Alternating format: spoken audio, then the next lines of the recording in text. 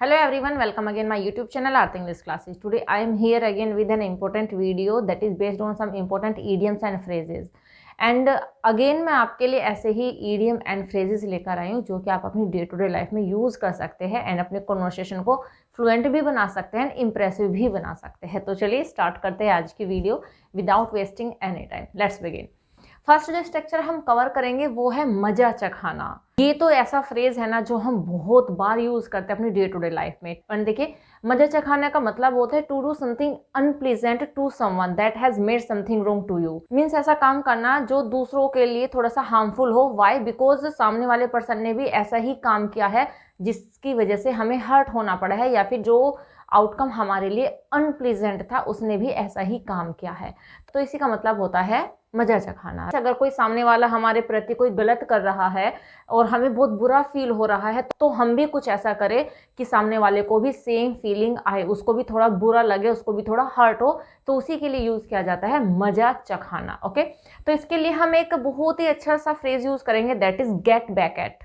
Gate back eight,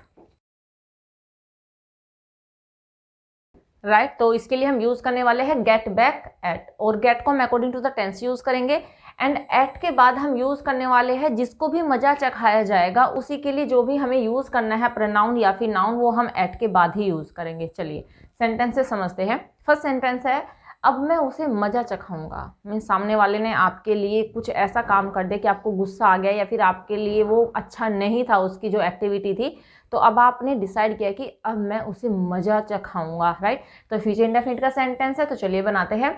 I will get back at him now. I will get back at him now.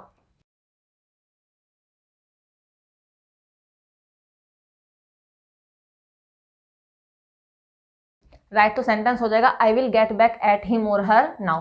क्योंकि किसे मजा चखाया जा रहा है उसे पता नहीं, किसी लड़की को मजा चखाने की बात हो रही है या फिर किसी लड़के को, तो अकॉर्डिंगली आप यूज कर सकते हो। अगर लड़के को चढ़ा रहे हो मजा तो हिम हो जाएगा, लड़की है तो हर हो जाएगा, एंड नाउ।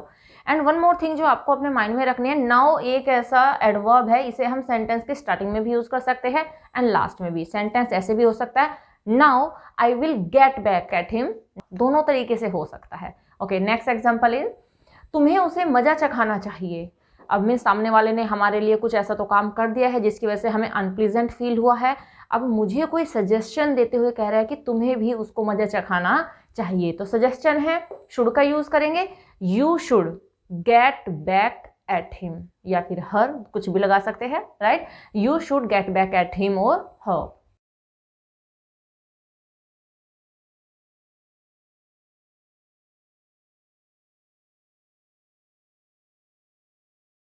राइट, तो सेंटेंस है you should get back at him. आप हर भी लगा सकते हैं, जैसे भी आपको ठीक लगेगा, जिसके लिए भी आप बोलोगे अकॉर्डिंगली आप चेंज कर सकते हो। ओके, नेक्स्ट सेंटेंस है, मैंने उसे मजा चखा दिया। अब ये काम कर दिया भाई, ऐसा काम कर दिया कि सामने वाले को भी वैसा ही फील होगा या फिर उसके लिए कुछ ना कुछ हार्मफुल हमने कर दिया है, राइट।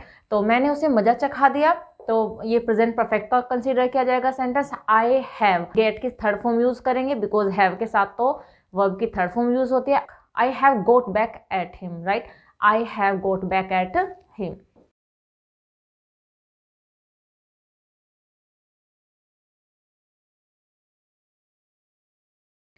राइट, तो हिम मैंने सेंटेंस में बोला था बट मैं यहाँ पे किसी गर्ल को ले लेती हूँ। चलिए ठीक है, तो सेंटेंस है I have got back at her. I have got back at her means मैंने उसे मजा चखा दिया। नेक्स्ट सेंटेंस, क्या तुम उसे मजा नहीं चखा सकते?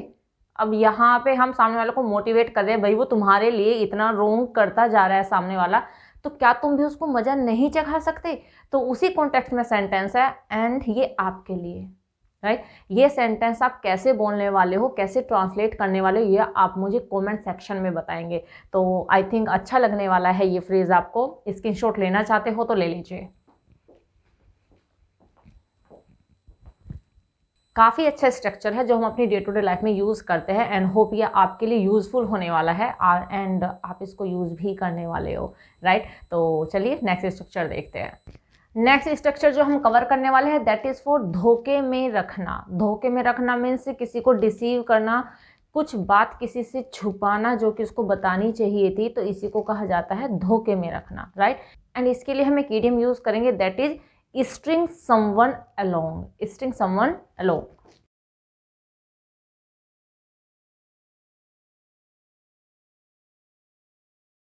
राइट, तो इसके लिए हम यूज करेंगे स्ट्रिंग समवन अलोंग। एंड देखिए समवन में से जिसको भी धोखे में रखा जाएगा उसे हम समवन की जगह पे यूज करने वाले हैं, राइट। एंड स्ट्रिंग को हम यूज करेंगे अकॉर्डिंग टू द टेंस। तो चलिए एग्जांपल से समझते हैं। फर्स्ट एग्जांपल है, तुमने मुझे धोखे में क्यों रखा, राइट। तुमने मुझे धोखे में क्यों रखा। तो ये पास्ट का सेंटेंस है कि तुमने मुझे धोखे में क्यों रखा, पास्ट इंडेफिनिट का सेंटेंस है, इंटरोगेटिव सेंटेंस है। तो चलिए बनाते हैं। राइट, डिड यू स्ट्रिंग मी, किसको धोखे में रखा, मुझे धोखे में रखने की बात हो रही है, तो हम स्ट्रिंग के बाद यूज करने वाले हैं me. Why did you string me along, right, why did you string me along.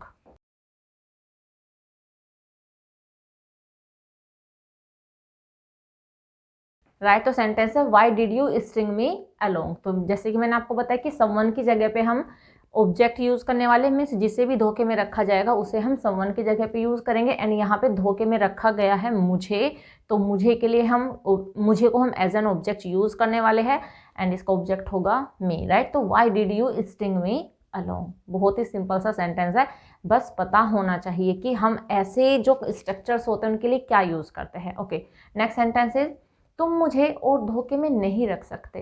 Means सामने हमें पता चल गया है कि सामने वाला हमसे कुछ तो झूठ बोल रहा है, हमें धोखे में रख रहा है। एंड उसी कॉन्टेक्स्ट में सेंटेंस है कि तुम मुझे और धोखे में नहीं रख सकते, right. You can't string me along anymore, right, you can't string me along anymore.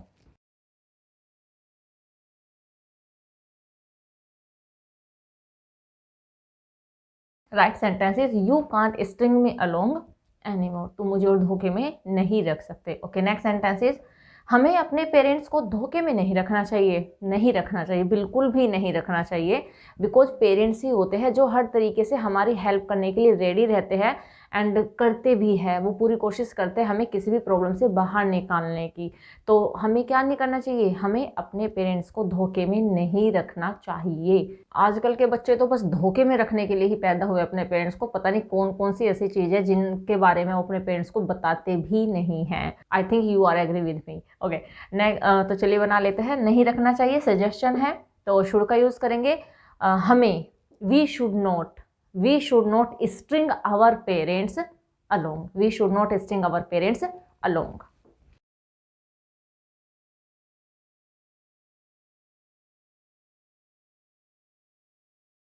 Right sentences we should not string our parents along. तो यहाँ पे धोखे में रखा जा रहा है, पेरेंट्स की बात हो रही है, तो इसलिए हमने इनको स्ट्रिंग और अलोंग के बीच में यूज किया है। ओके, नेक्स्ट सेंटेंसेज तो उसने तुम्हें धोखे में रखा।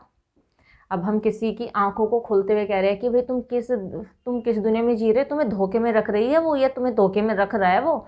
तो उसी कॉन्टेक्स्ट में सेंटेंस है उसने तुम्हें धोखे में रखा। तो पास्ट इंडेफिनिट का सेंटेंस है तो सेकेंड फॉर्म यूज करेंगे स्ट्रिंग की, तो हो जाएगा स्ट्रंग।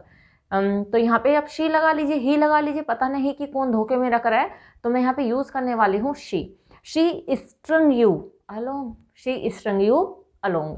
होप समझ में आ गया होगा सारा का सारा। आपको बहुत ही अच्छा ही ईडियम है ये जो आप यूज कर सकते हो। स्क्रीनशॉट लेना चाहते हो तो ले लीजिए। होप आप इसको यूज करने वाले अपने कॉन्वर्सेशन में। तो चलिए नेक्स्ट स्ट्रक्चर देखते हैं। नेक्स्ट स्ट्रक्चर जो हम कवर करेंगे दैट इज फॉर किसी के टुकड़ों पर पलना। एंड किसी के टुकड़ों पे पलना, आई थिंक आप अच्छे से पता होगा आपको कि किसी के टुकड़ों पे पलना का मतलब क्या होता है। मीन्स कि हमारी जो बेसिक रिक्वायरमेंट्स है उन्हें हम ना फुलफिल करके कोई और फुलफिल करता है। तो जब हमारी बेसिक रिक्वायरमेंट्स कोई और फुलफिल करे तो कहलाता है कि हम उसके टुकड़ों पे पले हैं, राइट। तो उसी सेंस में हम इसको यूज करते हैं। तो इसके लिए हम यूज करते हैं live of someone, live of someone.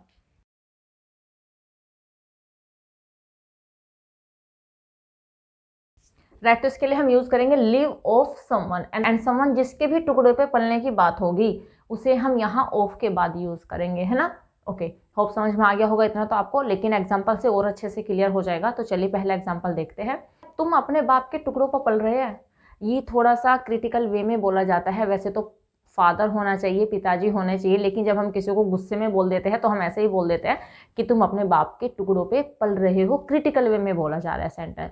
Present continuous का सेंटेंस है, वर्ब में आईएनजी का यूज करते हैं एंड हेल्पिंग वर्ब यूज करते हैं is are am according to the subject. And subject है हमारे पास में you. You are living off your father, you are living off your father.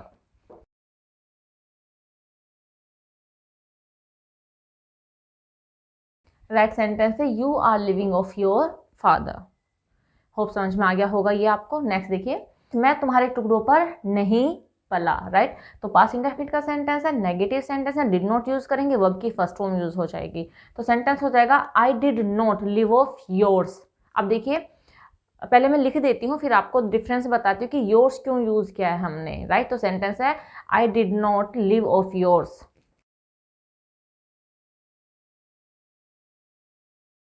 Right, तो सेंटेंस है I did not live of yours. And देखिए, yours आपको पता होगा कि एक पजेसिव प्रोनाउन है, एंड यहाँ पे जो योर है ये पजेसिव एडजेक्टिव है।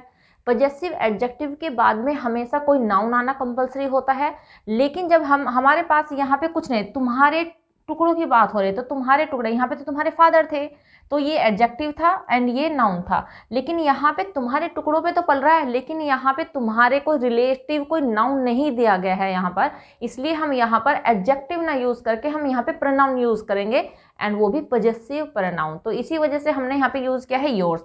I did not live of yours means मैं तुम्हारे टुकड़ों पर नहीं पला। ओके, नेक्स्ट एग्जाम्पल, तुम जिंदगी भर अपने पेरेंट्स के टुकड़ों पर नहीं पल सकते। ठीक है, किसी को हम सजेशन देते हुए कह रहे हैं कि भाई कब तक तुम अपने पेरेंट्स के ऊपर डिपेंड रहोगे, तो इस तरीके से तो तुम अपने पेरेंट्स के टुकड़ों पर जिंदगी भर नहीं पल सकते। तो यहाँ पे सकता सकते कैपेबिलिटी की बात हो रही है, तो कैन का यूज करेंगे, चूंकि नेगेटिव है तो कांट का यूज करेंगे। You can't live off your parents for your whole life. Right, you can't live off your parents for your whole life.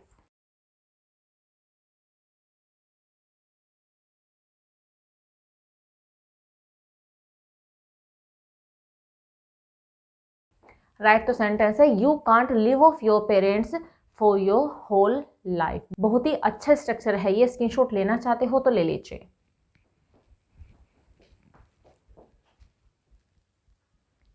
Hope ये स्ट्रक्चर भी आपके लिए यूजफुल होने वाला है एंड आप इसको यूज करने वाले हो। तो इस तरीके से 3 इंपॉर्टेंट स्ट्रक्चर्स कवर कर लिए हमने इस वीडियो में, जो कि आपके लिए काफ़ी बेनिफिशियल प्रूव होने वाले हैं एंड आप इनको यूज भी करने वाले हो। तो बस इस वीडियो में इतना ही, मिलते हैं नेक्स्ट वीडियो में कुछ और इंपॉर्टेंट फैक्ट्स को लेकर। Till then bye bye, take care, stay healthy and keep learning.